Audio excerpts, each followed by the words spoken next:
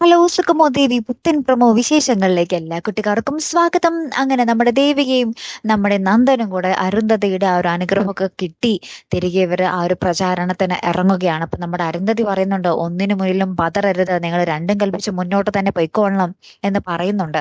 അപ്പുറത്തെ നമ്മുടെ നന്ദനും സിദ്ധാർത്ഥനൊക്കെ ആകപ്പാടെ ഒരു ആദിയാണ്. കാരണം ഇതിക്ക് മുമ്പത്തെ തെരഞ്ഞെടുപ്പ് പോലെയല്ല, ഒരു കുടുംബത്തിൽ നിന്നും തന്നെയാണ് രണ്ടു പാർട്ടിയിലായിട്ട് മത്സരിക്കുന്നത് അല്ലെ. അപ്പൊ അതിന്റെ ഒരു സങ്കടവും ആദിയും ഒക്കെ ആ ഒരു നന്ദനും സിദ്ധാർത്ഥനും ഉണ്ട് കേട്ടോ. പിന്നീട് നമ്മുടെ പ്രഭാവതിയുടെ പ്രചാരണമാട്ടോ കാണിക്കുന്നത്. അപ്പൊ കൂടെ നമ്മുടെ രജനിയും ഉണ്ട്.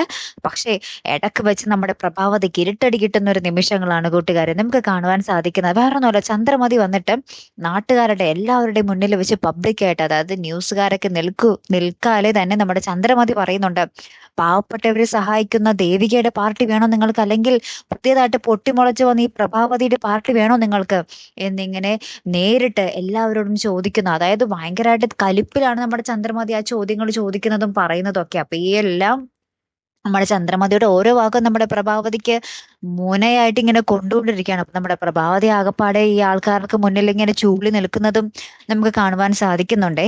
കാത്തിരുന്ന് തന്നെ കാണാം കേട്ടോ. ഏറ്റവും ഒടുവിലുണ്ടല്ലോ നമ്മുടെ പ്രഭാവതിക്ക് ഒരു കോള് വരുന്നതും കാണാം, പ്രഭാവതി ഒന്ന് ചെറുതായിട്ട് ഞെട്ടി നിൽക്കുന്നതും കാണാം. അപ്പുറത്തെ ദേവികേനെയും കാണിക്കുന്നുണ്ട്. ഇനി അതിന് പിന്നിൽ എന്താണ്, ഇനി പുതിയ വിശേഷ വാർത്ത എങ്ങാനും ആയോ എന്ന് നമുക്ക് സംശയിക്കേണ്ടിയിരിക്കുന്നു. കാത്തിരുന്ന് തന്നെ കാണാം കേട്ടോ. അപ്പൊ അടുത്തൊരു വീഡിയോയുമായി വരുന്നത് വരയ്ക്കും ഗുഡ് ബൈ.